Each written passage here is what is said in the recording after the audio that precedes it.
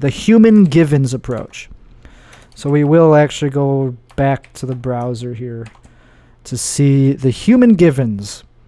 It's a name of a theory in psychotherapy formulated in the UK in the late 90s. And so there's a book called Human Givens, A New Approach to Emotional Health and Clear Thinking. So the Human Givens organizing ideas proffer a description of the nature of human beings, the givens of human genetic heritage, and what humans need in order to be happy and healthy.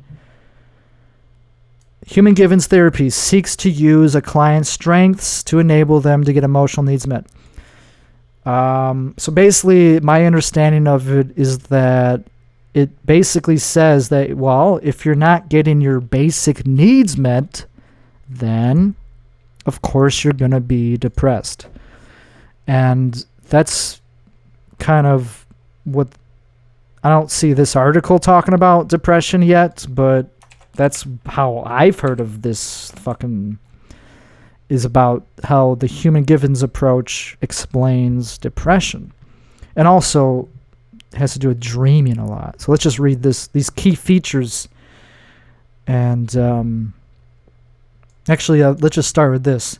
The 3 reasons for mental illness. So this is touching on something that has nothing to do with mainstream. Like, this is not mainstream therapy. This is very alternative. But I think it's fascinating because it might actually have some truth to it, but I don't know. It's controversial. So the 3 reasons for mental illness,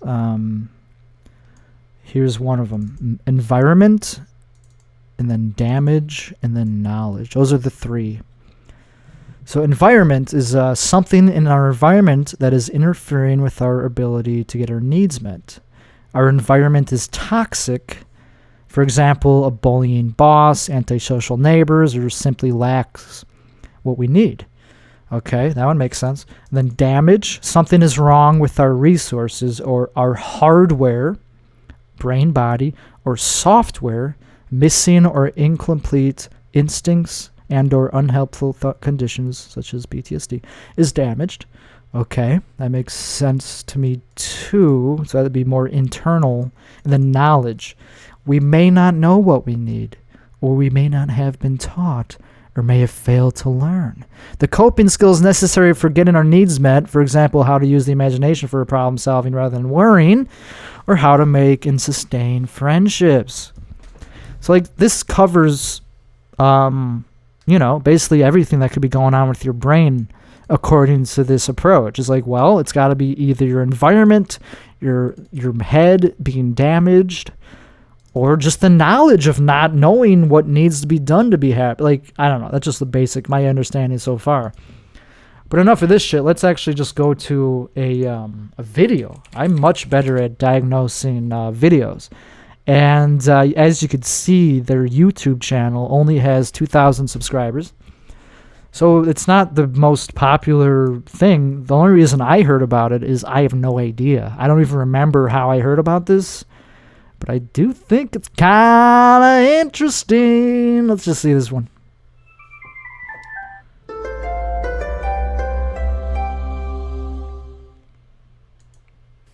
Hello, my name is hello. Denise Wynn, and I'd like to tell you a little bit about the Human Givens approach to treating depression. Now, all right, I'm listening. Conventionally, if somebody thinks they're suffering from depression, they go to their GP, and the GP probably will ask them a variety of symptoms that they might be suffering from. They might also be asking them about whether there's depression in the family, whether a mother or father, sibling, aunt, uncle has had depression, and by which time perhaps the person is starting to feel even worse than when they came in. But then they might be told... Why? Why would that make them feel worse? Just a questionnaire about their family history of depression makes them feel worse? Okay. Told that the reason they have depression is because there's a chemical imbalance in their brain, and this can be put right. And of course, for a lot of people, that would be welcome news.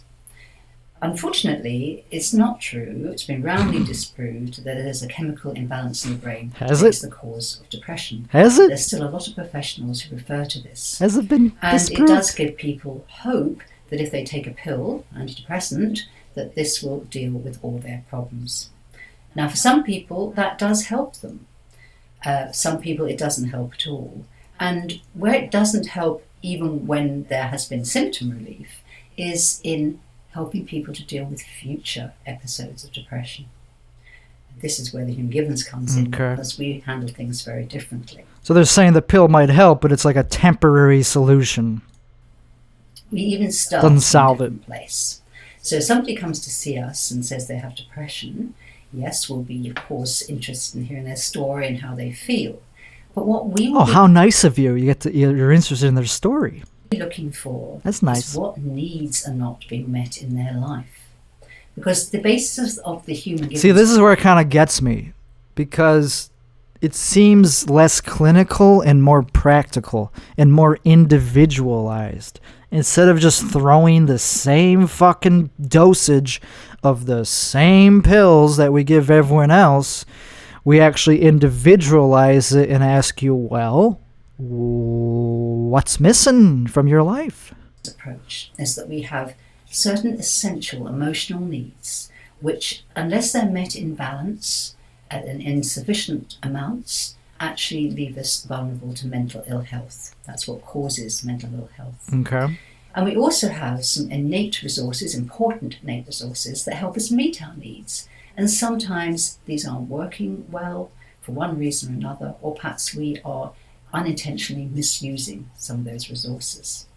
So this is what, as Hume Givens therapists, we're looking for when we hear a person's story. And that changes the relationship straight away, because we're not dealing with...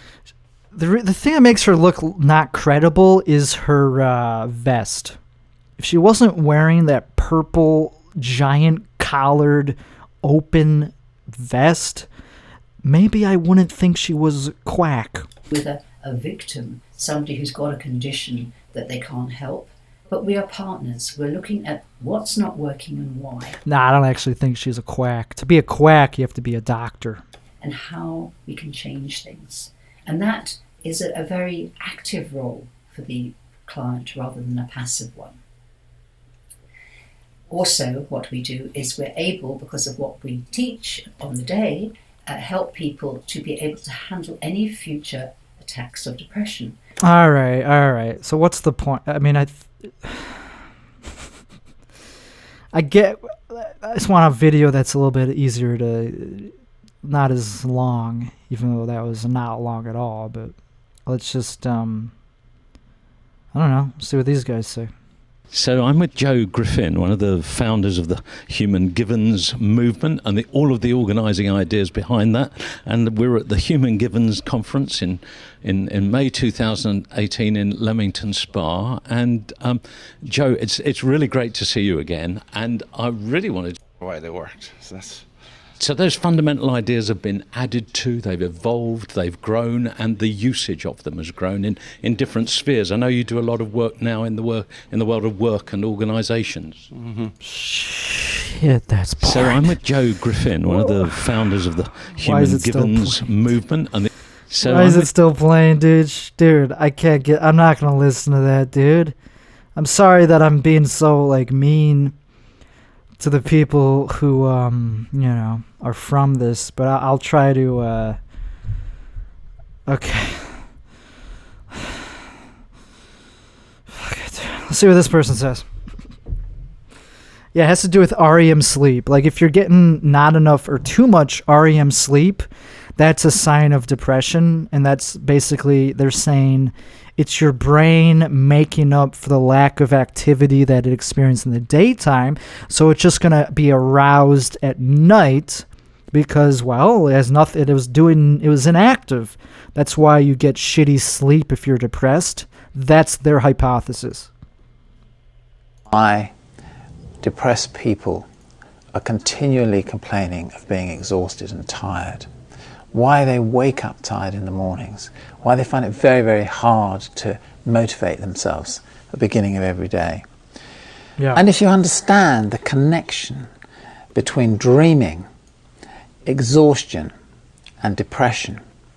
It's possible for many, many people to help themselves out of their depression all by themselves. Isn't that fucking fascinating, though? Like, if that was true, you would probably hear about it. Like, if this was actually true, what he was saying, don't you think other people, other doctors would actually be talking about it? Don't you think it would be mainstream?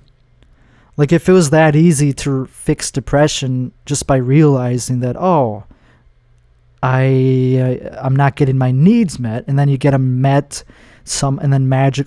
It's not magic. Taking a pill is more magical than what he's saying. To be honest, I actually kind of believe that what this guy's saying might be true, and that the reason that this has not become mainstream is because people are not interested in funding studies to either prove it or disprove it, because there's much more money in funding studies and research for pharmaceuticals, dude, because you could patent those. You could patent pharmaceuticals. You can't patent fucking therapy, like just vague, like, yeah, get your needs met.